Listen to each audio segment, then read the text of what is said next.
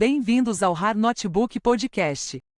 Neste episódio, temos o prazer de conversar com a professora Sônia Lyubomirsky. A professora Lyubomirsky graduou-se em Psicologia pela Universidade de Harvard e obteve seu doutorado em Psicologia Social e da Personalidade pela Universidade de Stanford. Nascida em Moscou, ela se mudou ainda criança para os Estados Unidos e se tornou uma das pesquisadoras mais reconhecidas do mundo na ciência da felicidade humana. Atualmente, é distinguida e professor de psicologia na UC Riverside, na Califórnia, onde publicou mais de 180 artigos científicos revisados por pares e ministrou mais de 100 palestras a convite em conferências acadêmicas ao redor do mundo. Ela também é autora de diversos livros de grande sucesso, entre eles The How of Happiness e The Myths of Happiness, traduzidos para mais de 30 idiomas. Mais recentemente, a professora Sônia Lyubomirsky publicou How to Feel Loved, The 5 Mindsets That Get You More of What Matters Most, escrito em coautoria com o psicólogo Harry Hayes.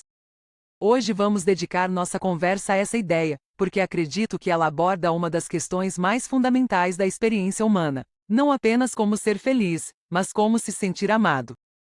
Sônia, seja muito bem-vinda. É uma grande honra tê-la conosco hoje no RAR Notebook Podcast. Muito obrigada. Gostaria de dar aos nossos ouvintes um pouco de contexto sobre o seu livro mais recente. Então pensei que poderíamos começar com uma visão geral dos 5 mindsets, ou formas de pensar, que você apresenta no livro. Sim, claro. O livro fala sobre como nos sentirmos mais amados e como ajudar as pessoas em nossa vida a também se sentirem mais amadas. Uma das principais mensagens é que se você quer se sentir mais amado, precisa ser conhecido. Se você quer que as outras pessoas se sintam mais amadas, precisa realmente conhecê-las. Conhecê-las de verdade. Saber quem elas são por dentro. E elas também precisam conhecer quem você é por dentro. O que realmente importa para você. Assim, os 5 mindsets tratam justamente de como ter conversas nas quais realmente nos conhecemos, nos sentimos amados, compreendidos e valorizados uns pelos outros. O primeiro mindset é o que chamamos de mindset do compartilhamento. Como é importante ser conhecido e conhecer as outras pessoas, também é muito importante compartilhar quem somos. A maioria de nós não compartilha muito sobre si mesma. Geralmente mostramos apenas a parte positiva ou apenas uma pequena parcela de quem realmente somos. Por isso, compartilhar um pouco mais de si é muito importante. Isso não significa compartilhar tudo ou despejar seus traumas ou segredos sobre a outra pessoa. Significa simplesmente falar mais sobre aquilo que realmente importa para você, sobre aquilo que tem significado na sua vida. Esse é o primeiro mindset. Imagino que teremos tempo para voltar a alguns deles mais adiante. O segundo é o que chamamos de mindset de ouvir para aprender. Imagine que a outra pessoa está compartilhando algo e você está ouvindo. A maioria de nós não somos muito bons em ouvir, certo? Muitas vezes, enquanto ouvimos, estamos ensaiando mentalmente nossa resposta, pensando no que vamos dizer em seguida ou simplesmente distraídos com tudo o que está acontecendo na nossa própria mente. Existe um diálogo interno constante. Por isso, defendemos que é importante ouvir para aprender, em vez de ouvir para responder ou ouvir para consertar a situação. Quando você ouve para aprender, seu objetivo é realmente descobrir algo novo sobre a outra pessoa. Sempre que estiver conversando com alguém, seja seu parceiro, um colega de trabalho, um familiar ou um amigo, procure ouvir com essa intenção. Procure ouvir a outra pessoa como se amanhã você fosse fazer uma prova sobre tudo o que ela disse. Ouça como alguém que realmente quer aprender e lembrar do que está sendo compartilhado. O terceiro mindset é o que chamamos de curiosidade radical. Ouvir por si só não basta. É preciso estar genuinamente curioso em relação a outra pessoa. Pense por um momento. Quando foi a última vez que alguém demonstrou uma curiosidade verdadeira sobre você?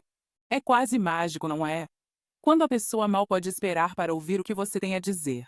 A curiosidade radical é exatamente isso. Demonstrar entusiasmo, mostrar que você realmente se importa e fazer muitas perguntas. As pesquisas mostram que as pessoas fazem poucas perguntas umas às outras. Muitas vezes pensamos que perguntar pode ser estranho ou desconfortável, mas na realidade, em média, as pessoas gostam de ser questionadas.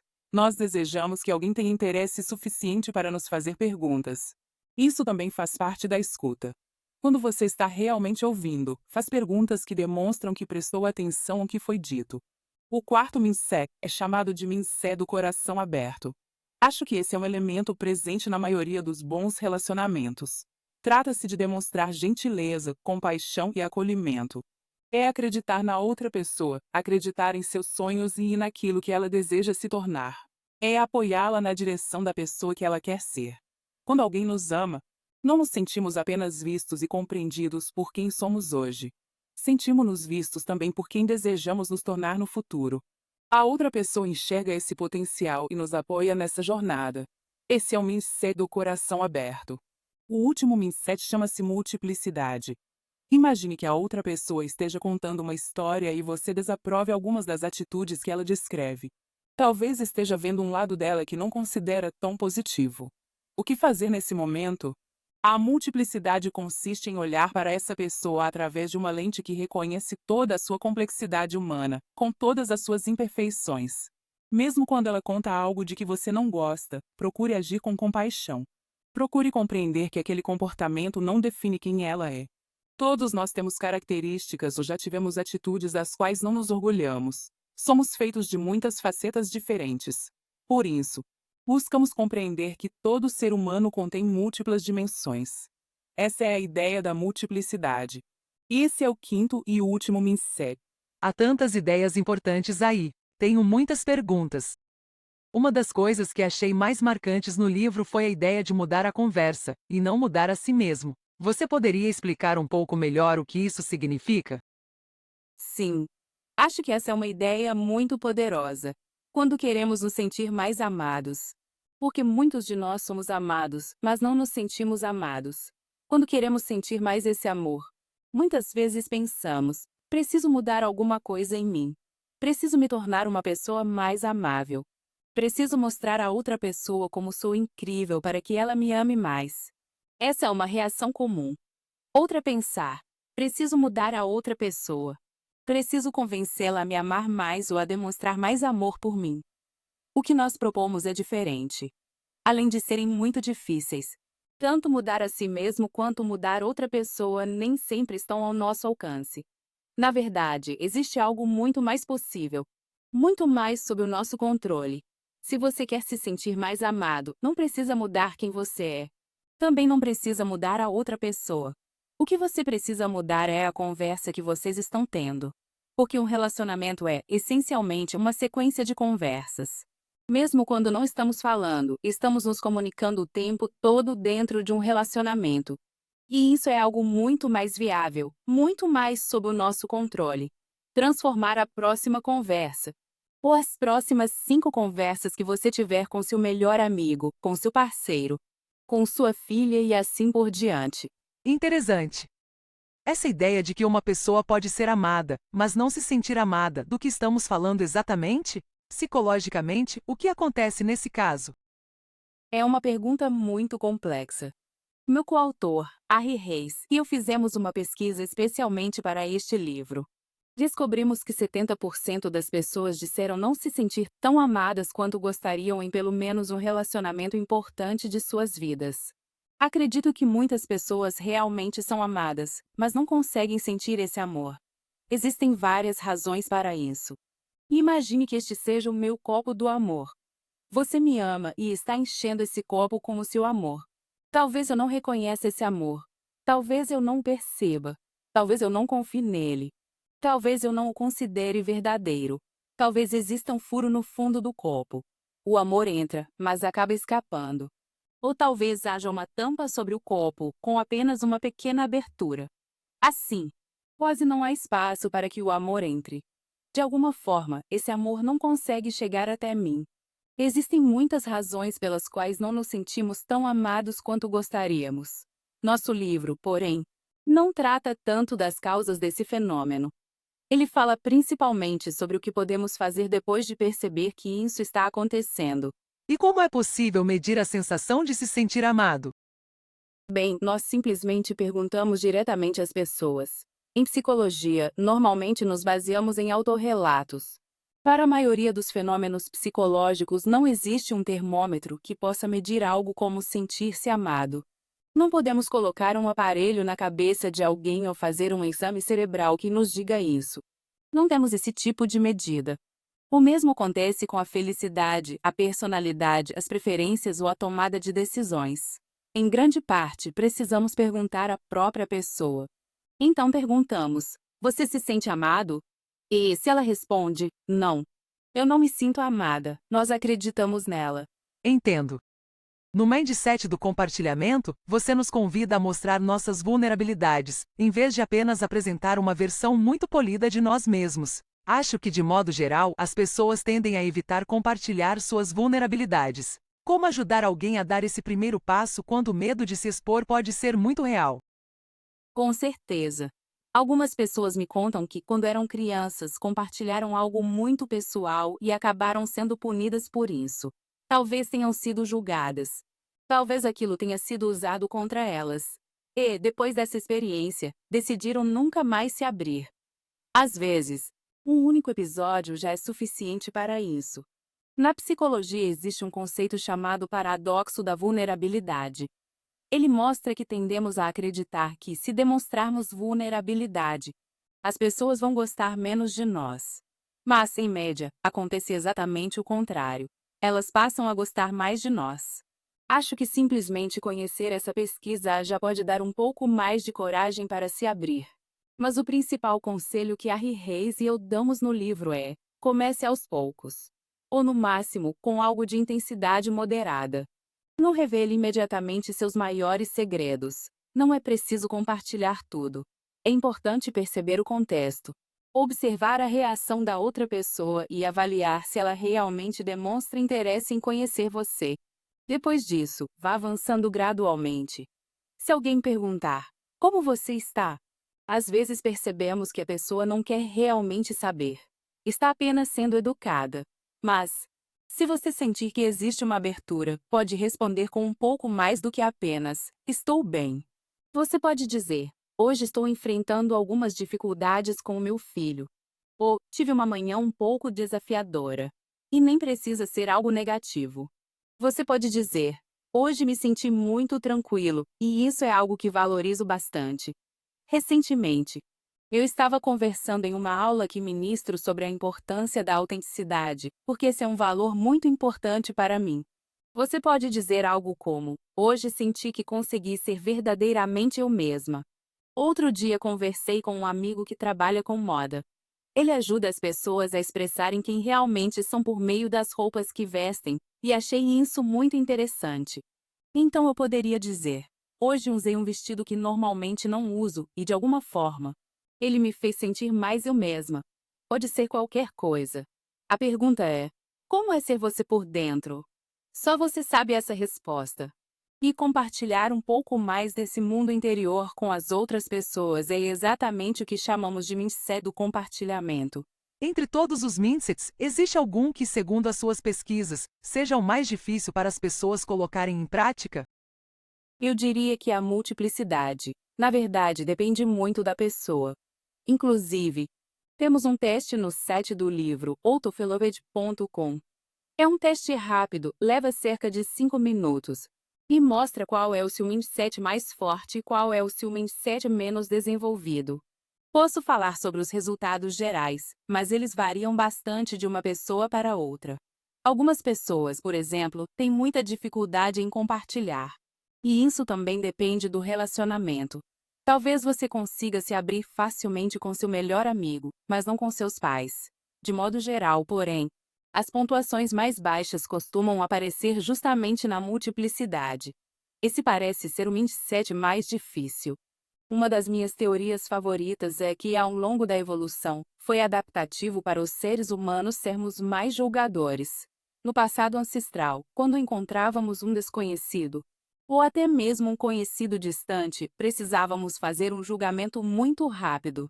Essa pessoa representa um aliado ou uma ameaça? Acho que esse impulso continua presente em nós. Nossa reação inicial costuma ser julgar, especialmente quando percebemos algo negativo em alguém. Tenho certeza de que seus ouvintes conseguem pensar em vários exemplos. Alguém faz um comentário desagradável, age de forma decepcionante, não cumpre o que prometeu ou nunca retorna uma ligação. São muitas as situações que nos frustram. E nossa primeira reação costuma ser algo como: que pessoa desagradável. ou não acredito. Como ela é egoísta. Esse costuma ser nosso julgamento imediato. A multiplicidade exige justamente que consigamos interromper esse julgamento automático. Ela exige intenção, energia e esforço consciente para dizer a si mesmo: sim, essa pessoa teve um comportamento egoísta neste momento. Mas por que ela agiu assim? Talvez você também se lembre de todas as outras qualidades que essa pessoa possui. Ou talvez pense: consigo entender como a infância dela pode ter influenciado esse comportamento. Isso desperta compaixão e compreensão. Isso não significa justificar ou desculpar o comportamento da pessoa. Significa apenas enxergá-lo dentro de um contexto mais amplo e mais complexo. E isso é realmente difícil de fazer. Exige um esforço deliberado. Sim, consigo entender perfeitamente. Talvez a ideia seja julgar aquele momento, aquele comportamento, e não definir a pessoa inteira por causa dele. Exatamente. Julgue o momento, julgue o comportamento. Aliás, é isso que muitos especialistas em parentalidade recomendam. Quando uma criança se comporta mal, você não diz: você é uma pessoa má. Talvez nem seja o caso de usar a palavra má. O importante é mostrar que ela tomou uma decisão inadequada ou teve um comportamento inadequado naquele momento. O foco está no comportamento, não na identidade da pessoa. Sim, é exatamente assim que eu penso. Queria fazer outra pergunta. O que acontece quando você é quem está tentando oferecer amor, mas a outra pessoa simplesmente não consegue sentir esse amor? Como conversamos antes, parece que não importa o que você faça, nada funciona. Existe um momento em que é preciso reconhecer que talvez seja a hora de ir embora? E como saber quando esse momento chega? Essa é uma pergunta muito difícil. É interessante porque normalmente as pessoas me fazem a pergunta oposta. E quando sou eu quem está tentando de tudo para se sentir amado, mas a outra pessoa não responde? Mas gostei muito da sua pergunta, porque ela trata justamente de como fazer a outra pessoa se sentir amada. Imagine que seja seu parceiro. Vemos isso com frequência na terapia de casal. Você conhece o programa Couples Therapy? Conheço. É um excelente programa. Ele acompanha casais reais em Nova York. Nós os vemos discutindo e enfrentando conflitos, enquanto uma terapeuta conduz as sessões. E muitas vezes acontece exatamente isso. Uma das pessoas faz de tudo, mas ainda assim, a outra não consegue se sentir amada. É exatamente a situação que você descreveu. Você procura ouvir, demonstrar curiosidade, agir com compaixão, praticar a multiplicidade, compartilhar quem você é. E, mesmo assim, a outra pessoa continua sem sentir esse amor. Isso é realmente muito difícil. O que eu diria é: pense cuidadosamente nos 5 mindsets e tente colocá-los todos em prática com essa pessoa. Agora, talvez ela tenha uma autoestima muito baixa. Se você não ama a si mesmo, ou se tem um estilo de apego muito ansioso. Lembra da metáfora do copo de amor? Você continua despejando amor, mas ele simplesmente escorre pelo fundo do copo. Nada permanece ali. Ou talvez o amor nem consiga entrar. A pessoa pode nem perceber esse amor ou acreditar que ele não é verdadeiro ponto nessas situações. É muito difícil convencê-la de que ela é realmente amada. Uma possibilidade é perguntar diretamente: o que eu poderia fazer para que você se sentisse mais amado? Eu sei que essa é uma pergunta bastante íntima e vulnerável, mas talvez você simplesmente ainda não saiba do que essa pessoa precisa. Talvez você esteja demonstrando amor de uma maneira que ela não consegue perceber ou reconhecer. Muito interessante. Quero mudar um pouco o foco da nossa conversa, porque sei que nosso tempo é limitado. Tem-se falado muito sobre a chamada epidemia da solidão. Há inúmeros artigos e discussões sobre esse tema. No seu livro, vocês sugerem que a solução talvez não seja ter mais interações, mas sim interações de melhor qualidade. Por que você acha que continuamos buscando quantidade em vez de profundidade, mesmo sabendo que é a profundidade que realmente precisamos? É uma ótima pergunta. Na verdade, eu nem sei se estamos escolhendo quantidade. Acho que estamos escolhendo. Ou melhor, estamos tendo cada vez menos interações sociais, especialmente presenciais. Há um livro recente de um colega chamado Alice Limori Social, que fala justamente sobre a importância de aumentar o número de interações sociais. E há pesquisas mostrando que até pequenos contatos, como cumprimentar o barista da cafeteria ou conversar rapidamente com alguém sentado ao seu lado no ônibus ou no avião, já aumentam a sensação de felicidade e fazem com que nos sintamos menos solitários e mais conectados ao mundo. Portanto, a quantidade também tem sua importância, mas a qualidade é ainda mais importante. É exatamente sobre isso que fala o nosso livro. Se todas as suas conversas permanecem apenas na superfície, se nenhuma das pessoas revela um pouco mais de si mesma, a conexão dificilmente se aprofunda. E, claro, às vezes você conversa sobre um interesse em comum. Digamos que você adore futebol e a Copa do Mundo esteja acontecendo. Conversar sobre futebol com pessoas que compartilham essa paixão é ótimo. Isso também reduz a sensação de solidão. Mas nem sempre é isso que acontece. Muitas vezes ficamos presos apenas às conversas superficiais, ao famoso small talk, que não necessariamente cria um vínculo verdadeiro. O que realmente nos aproxima é quando mostramos um pouco mais de quem somos e também convidamos a outra pessoa a compartilhar algo sobre sua vida interior. E isso não precisa envolver algo negativo nem um grande segredo. Pode ser simplesmente algo que tenha significado. Algo como: o que realmente importa para você? Na semana passada, fui a uma festa na Espanha e estabeleci um objetivo para mim mesma: perguntar às pessoas quais eram seus sonhos, quem elas gostariam de se tornar. E sonho não precisa significar uma carreira. Pode ser simplesmente o tipo de pessoa que você deseja ser. Foi fascinante. Uma pessoa me contou que sonha em se tornar escritora de romances. Hoje ela trabalha em outra área, mas dedica-se o tempo livre à escrita. Outra disse que seu maior sonho é se tornar uma pessoa mais calma e paciente. Essas conversas foram muito mais significativas, muito mais íntimas. Senti que realmente criei laços com aquelas pessoas.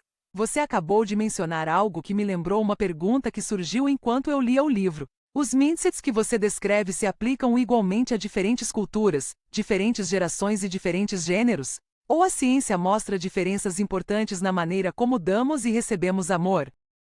Sim. Na verdade, dedicamos 2 capítulos inteiros a esse tema. Um deles discute como esses mindsets funcionam em diferentes tipos de relacionamento, com vizinhos, colegas de trabalho, familiares ou parceiros. Naturalmente, eles se manifestam de maneiras um pouco diferentes em cada contexto. O outro capítulo trata justamente das diferenças entre culturas, gêneros e perfis de personalidade. A palavra universal talvez seja forte demais, mas eu diria que esses mindsets são universais no sentido de que seus princípios permanecem os mesmos, e embora precisem ser adaptados às características de cada pessoa.